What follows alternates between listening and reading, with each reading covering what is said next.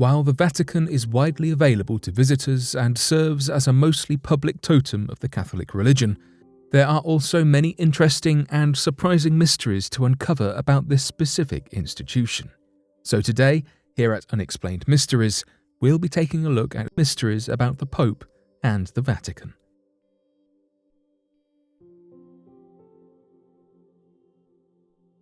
The removal of books. The Bible is composed of lots of different books, such as Genesis, Numbers, and Deuteronomy. It's thought of as a holy gospel truth by millions around the globe, written by Moses and others around 1000 BC.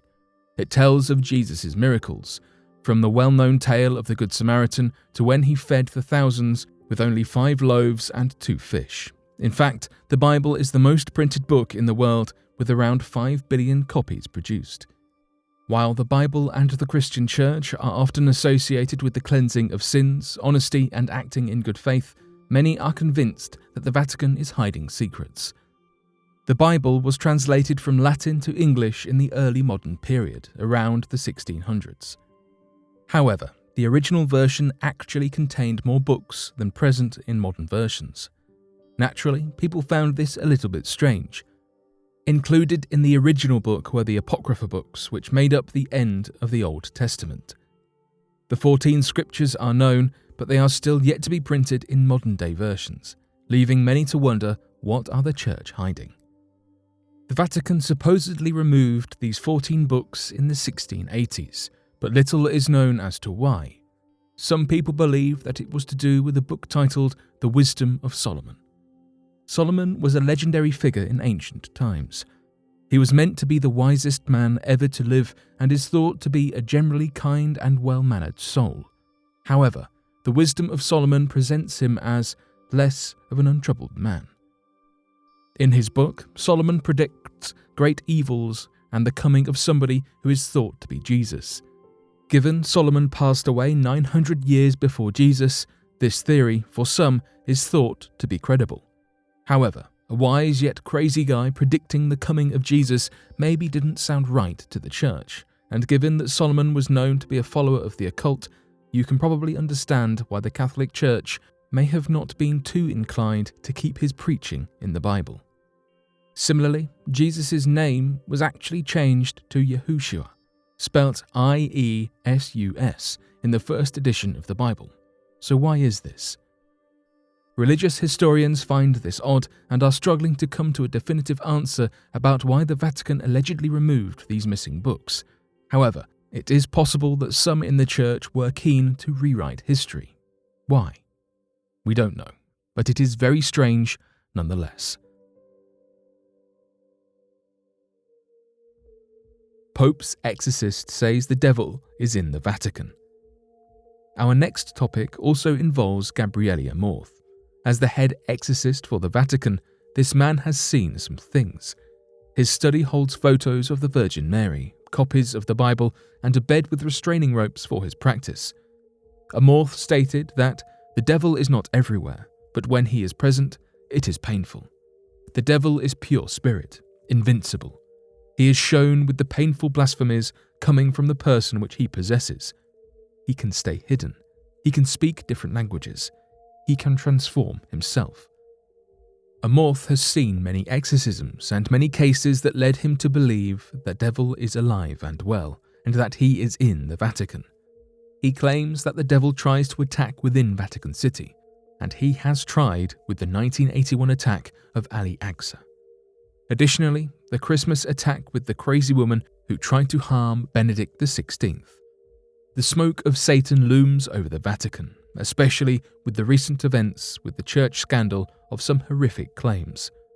When Amorth was interviewed, he was asked, "You've said publicly that you believe, referring to the current church scandals, that Satan is in the Vatican. Do you still believe this?" He replied with a simple yes and went on to say that he believes that Satan rules the world and that Satan is in the Vatican. Transcripts from the trial of the Knights Templar. The Knights Templar are legend, with this secret organization of monks and knights achieving almost mythical status despite their very real achievements. What is not as well known, however, is the huge fall from grace these ancient heroes suffered from a royal trial rather than a bloody battle being their downfall. However, a medievalist at the Vatican Secret Archives stumbled upon a compilation of intriguing documents dating from 1307 to 1312 on the French trial of the Knights Templar and the Vatican's response. The Knights Templar's roots go back to the early 12th century, where a French nobleman and his companions dedicated themselves to the protection of Christians on pilgrimage to Jerusalem. In this noble pursuit, these so-called knights adopted vows of obedience, poverty, and chastity, but in the defense of Christ's followers permitted themselves war. Merging both the actions of the clergy with the actions of the soldier had never been done before, and so the legend of the monk knight was born. Whilst their quest was not a cheap one and always required a vast sum of expense, the Templars' main problem with the amount of money they had coming in was a tremendous amount of people also trusting them with their money, as if the knights were a 12th century bank deposit. With their extensive network and wealth of riches, they soon began to attract the wrong kind of attention, and in 1307, King Philip IV of France had the Knights Templar arrested and brought to trial. For 7 years, the knights would be tortured, humiliated, and lacerated until they made their forced confessions amid desperate physical pain. The Templars were found guilty of treason against Christianity. The order was dissolved, its remaining members seized, and wealth and property confiscated. In the end, the Templars' enigmatic leader, Jacques de Molay, was burned at the stake. And whilst the accusations began in France, rulers all over Europe followed suit and completely surpassed the order. Today, however, the Knights' tainted history is under investigation, since the document found in the Vatican's secret archives might clear their name and allegations of heresy. Experts believe the Knights Templar will be partly rehabilitated by these documents. It seems like Pope Clement V absolved the Templars of heresy, which had been the backbone of the case against them. Indeed, whilst the Pope was convinced the Templars had committed some grave sins, they were not heretics. They were also said to have practiced sodomy, a true sin at that time. It has not been proven either way, but even if true, this was merely a minor sin rather than anything truly heretical. Documents like these will go some way to adding more life to the legends of the Knights Templar.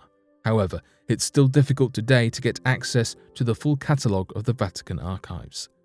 Naturally, you come to wonder just how many documents have been censored by the Catholic Church, or misplaced in this sea of ancient papers, and if they have been censored, why?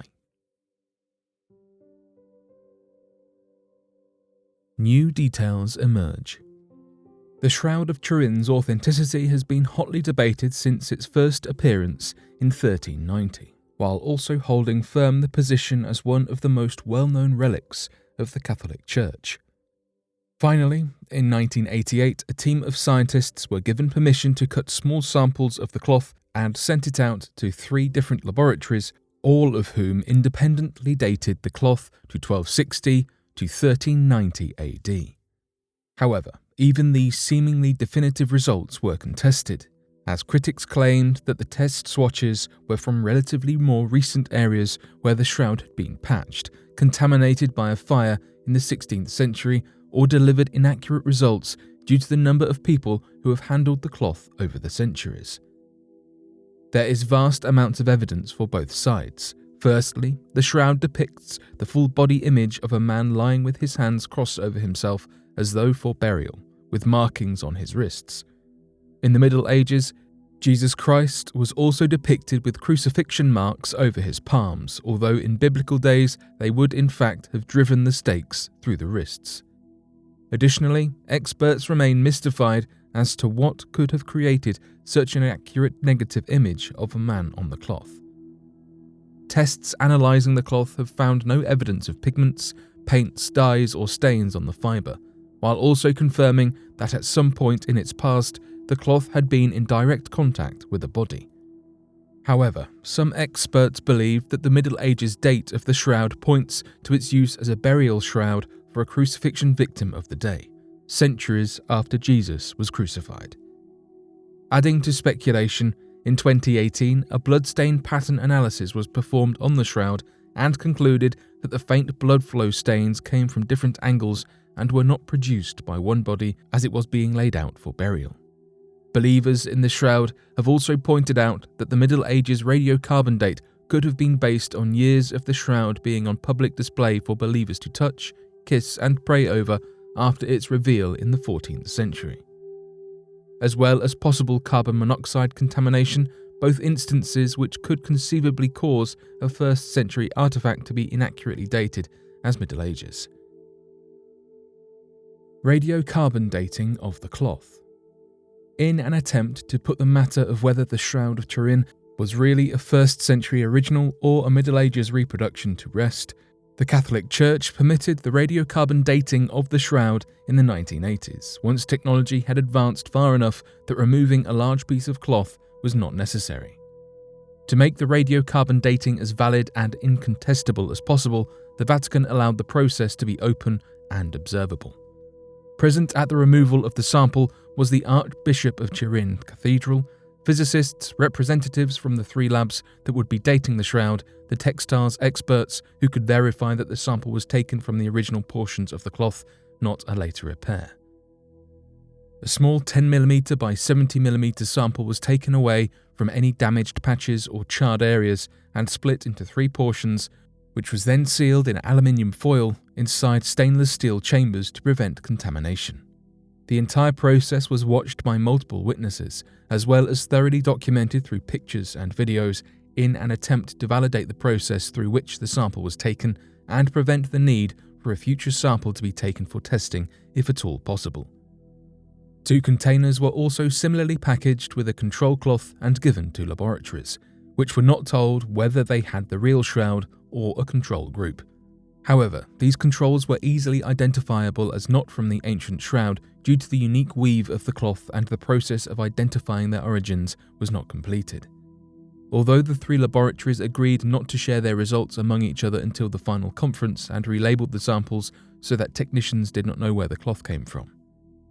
All of this was in an attempt to eliminate any bias that a scientist or laboratory could have in skewing the results, as well as to validate whatever results were released. Once the final results were released, each laboratory presented roughly the same origin estimate, with not much of a difference to be considered significant. Conclusively, all 3 laboratories demonstrated a 95% confidence that the linen that was tested originated between 1260 to 1390, rounding up or down to the nearest 10 years. Therefore, the shroud was determined to date back to the Middle Ages, supporting the theory of a clever forgery. Unfortunately, despite the elaborate measures taken to validate whatever findings emerged, believers in the divine provenance of the shroud found a plethora of reasons to doubt the studies, citing contamination of the fibers and a host of other reasons. The debate raged on in forums and papers concerning the shroud, and many take the radiocarbon dating as a mere suggestion. Thus, what was intended to be a key step in determining the authenticity of the shroud once and for all ended up being a source just as hotly debated as the shroud itself. What did Jesus look like? Ever since Christianity sowed its seeds into the ground of common culture, the question of what did Jesus Christ look like has accompanied it. The Bible itself offers little insight, but for the past few centuries, a specific image of Jesus has become a staple in the Western and European world. Fair skin, wavy chestnut hair that falls down to his chest, a beard, and more often than not, eyes of crystal blue. This is the view of Jesus which has been passed down for generations, depicted as such in a myriad of devotional pieces and church-stained glass windows. This version of Jesus is recognizable anywhere, and yet it's not an accurate depiction. Several aspects feed into why this version of Jesus, which we're all so accustomed to, even exists, though it's believed it began in the Byzantine era during the 4th century AD. The Byzantines portrayed Jesus in a symbolic manner. They valued meaning and creative significance above realism. In fact, The clothing worn by Jesus in many depictions is reminiscent of robes worn by Hellenic pagan gods' use, as the early portrayals of Christ were inspired by pagan artworks and grandiose devotional sculptures. Long, wavy hair and beards were a symbol, then, of divinity and godhood. The artists of the Byzantine Empire wished to make Jesus akin to a younger Zeus. Most interestingly, when early Christians were not depicting Jesus as the divine ruler of heaven, they tended to portray him as a man normal in most ways, that is to say, short-haired and not bearded, though beards were thought to make philosophers and sage men stand out amongst the common people. Epictetus, a Stoic philosopher, considered beards to be appropriate according to nature for men of wisdom. It's long been speculated that our modern image of Jesus is actually based on the infamous son of the sinful Pope, as it is around the height of his glory that paintings of Jesus begin to resemble a more Western European depiction, which looks suspiciously like the papal commander. However, there is a lack of conclusive evidence that could prove this to be the truth, so speculations are all we have in regard to this theory. Richard Neve, a forensic anthropologist, took part in a BBC documentary, Son of God, in 2001, for which he created a digital model of a Galilean man. Neve did not claim this to be a recreation of Jesus Christ's face and explained that it was meant to merely spark the idea that, maybe, Jesus would have been a man of his region and time, that is to say, not the Western depiction we've come to recognise. For his model, he used an authentic skull discovered in the area. Robert Cargill, an assistant professor of classical civilizations and religion at the University of Iowa, stated, "We don't know what Jesus looked like, but if all of the things that we do know about him are true, he was a Palestinian Jewish man living in Galilee in the 1st century. So he would have looked like a Palestinian Jewish man of the 1st century. He would have looked like a Jewish Galilean."